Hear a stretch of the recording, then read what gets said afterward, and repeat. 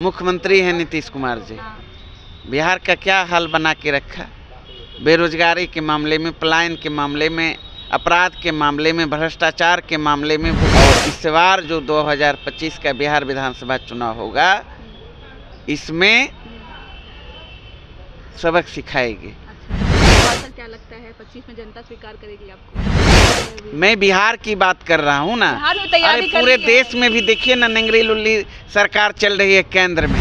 Bharatiya Janata party दिखाए एक बार दम है तो लड़के। सपना देख रहे हैं क्या? अरे आदरणीय लालू यादव जी किसी व्यक्ति का नाम नहीं है। लालू यादव जी एक विचारधारा है। 2005 से 2025 तक बताइए ना, सबसे बड़ी पार्टी है तो अकेले दम पे चुनाव मैदान में आ जाना चाहिए। नमस्कार, मेरा नाम प्रीति है और अभी हमारी मौजूदगी जो है वो राजद कार्यालय में है। देखिए, लालू प्रसाद यादव ने जब से बयान दिया है कि उनके रहते हुए भाजपा जो है वो बिहार में नहीं जीत सकती है, उसके बाद जो है बयानों का जो घमासान है वो जारी है। इस बार बयान दे रहे थे भाजपा के प्रदेश अध्यक्ष दिलीप जायसवाल। उन्होंने कहा है कि लालू यादव जी जो है अब अपने जीवन के आखिरी पड़ाव में है, उनकी बातों को हल्के में ले लेना चाहिए। वो किसके बारे में कह रहे हैं? देश की सबसे बड़ी पार्टी के बारे में कह रहे हैं। वो उनकी जो पार्टी है वो क्षेत्रीय पार्टी है, कम से कम वो तो ना बोले।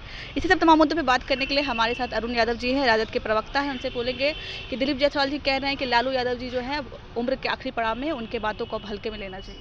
तो क्यों भारी में लेते हैं? हमारे आदरणीय नेता एक वर्ड बोल देते हैं तो पूरा भाजपाई में है ना बेचैनी छा जाती, मिर्ची लग जाती है।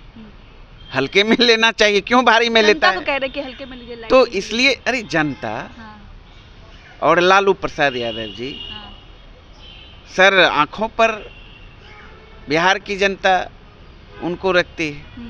और भारतीय जनता पार्टी को भी पता है कि जब तक आदरणीय लालू प्रसाद यादव जी का विचारधारा इस बिहार में जिंदा है, तब तक भारतीय जनता पार्टी का सपना पूरा होने वाला नहीं है। वो भी जानते हैं, तभी तो 3 नंबर की पार्टी जदयू के सहारे अपना राजनीतिक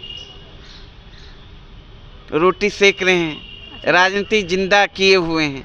कोई वजूद है? देश की सबसे बड़ी पार्टी के बारे में आप कह रहे हैं। देश की सबसे बड़ी पार्टी होते हुए भी यहाँ किसके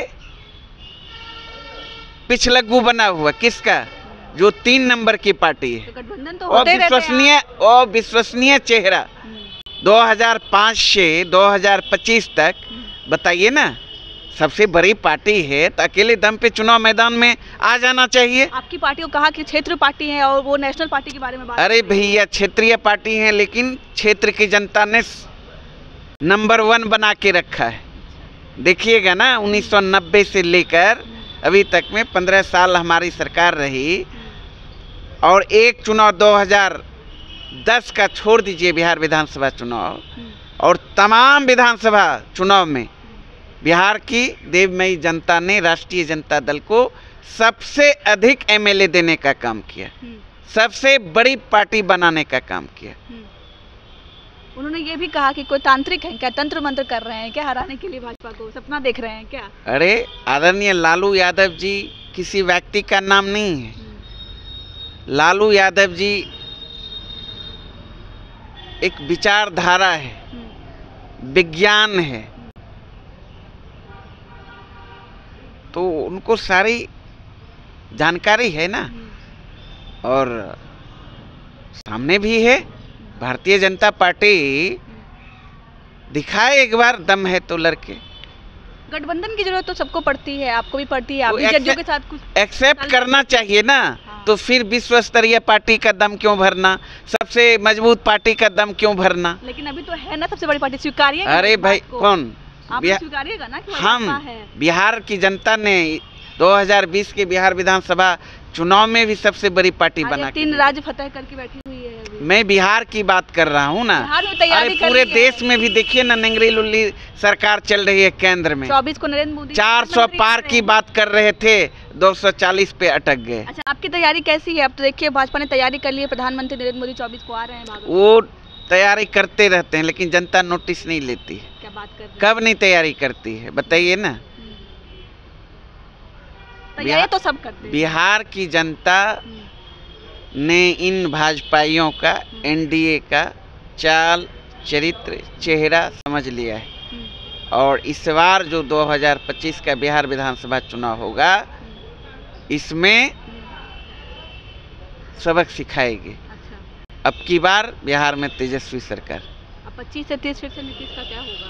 जो जदयू वाले जो आत्मविश्वास के साथ सवाल नारा लगा रहे हैं। अब सवाल ही पैदा, जवाब देना। उन्होंने किया क्या? 2 दशक से बिहार के मुख्यमंत्री हैं नीतीश कुमार जी। हाँ। बिहार का क्या हाल बना के रखा?